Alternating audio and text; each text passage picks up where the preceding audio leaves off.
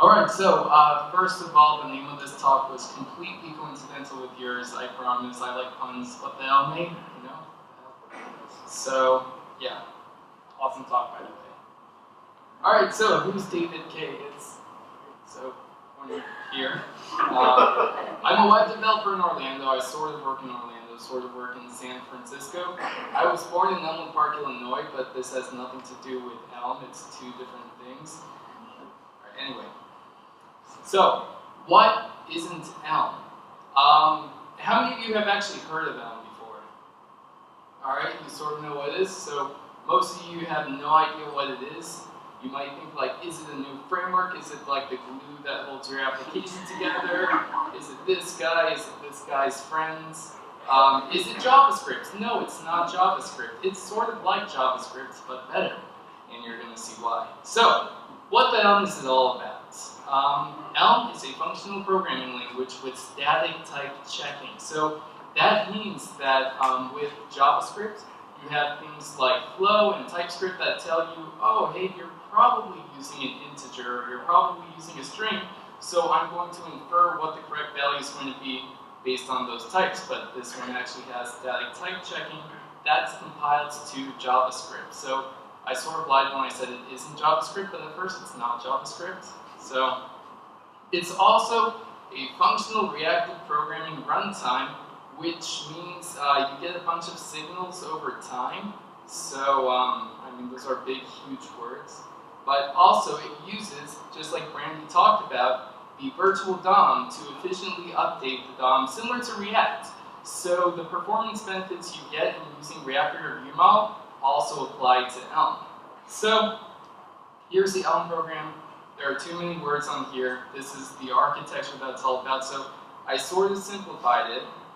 We have a person on a computer doing actions, and so this might ring a bell from the previous talk. And those actions cause an update on some sort of model, and just like Redux, there's only one model, only one store. And so that updates the view, and that goes back to the angry user. So Elm is based on three things. First, it's purely functional. It's a pure functional programming language. Second of all, it's statically typed, like I talked about, and it's beginner friendly. That doesn't mean it's simple.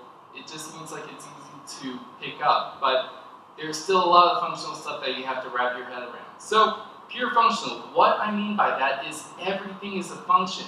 Even pure values, like just a single value, like a string or a number, think of that as a function that takes no arguments and just returns that value all the time. So, everything's a function. Like in JavaScript, if you have an add function, oh crap, I'm running out of time.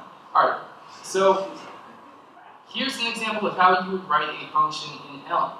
So you might be asking, where's the parentheses, where's the commas? You don't need that because it goes right after the function name. So this one, you could take a look at it and you could be like, yeah, I have a pretty good idea of what's going on.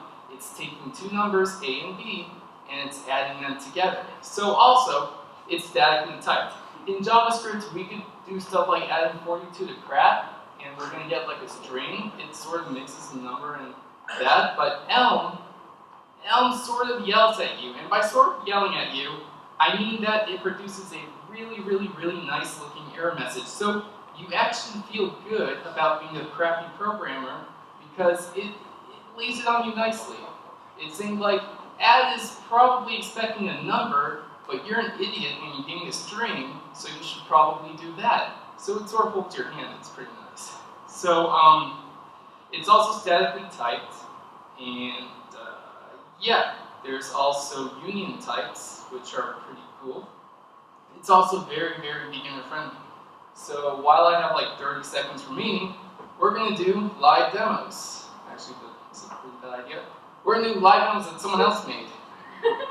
So over here, if you go on the Elm website, elm-lang.org, you're going to see a whole bunch of really cool examples. So I like this one. Let's do this one. So yeah, you see that the image is reacting to where my mouse is. So it's growing, it's shrinking, and you could sort of see that over here. Now you really can't see that, but basically, since where my mouse is a signal, it's telling Elm, update the image, and yeah, check it out.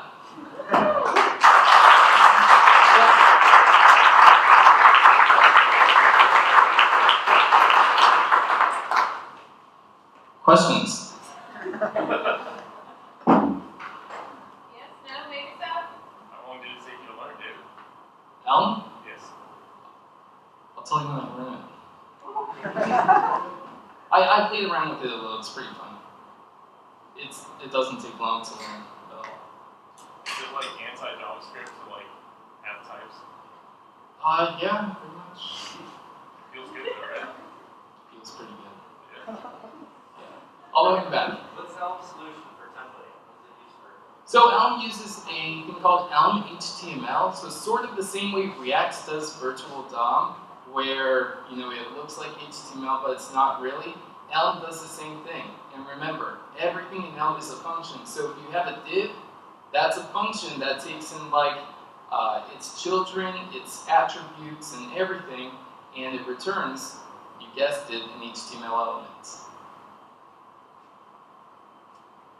Hopefully that answered your question. Anyone else? What's up? Do you still build things in terms of components, like in React? Yes, you do. So just like React, everything's a function though. So if you have a component, that's actually a function that returns just like React. Same type of thing. So it's actually really easy to build cool applications with that. Yeah? How easy can I embed it in an existing application? I just wanted to write one component in Elm. Great question. So Elm, since it compiles to JavaScript, you could just tell Elm to like stick itself on this div, just like you do with React, and using something called ports, Elm can communicate with JavaScript. So just like what Brandy talked about with Redux, where you dispatch something and that dispatch causes the store to change, and then you get back a new state, you do the same thing with Elm, except you're dispatching into some sort of magical Elm world, and magically it brings you back a new value. So those are called ports. Anyone else? No?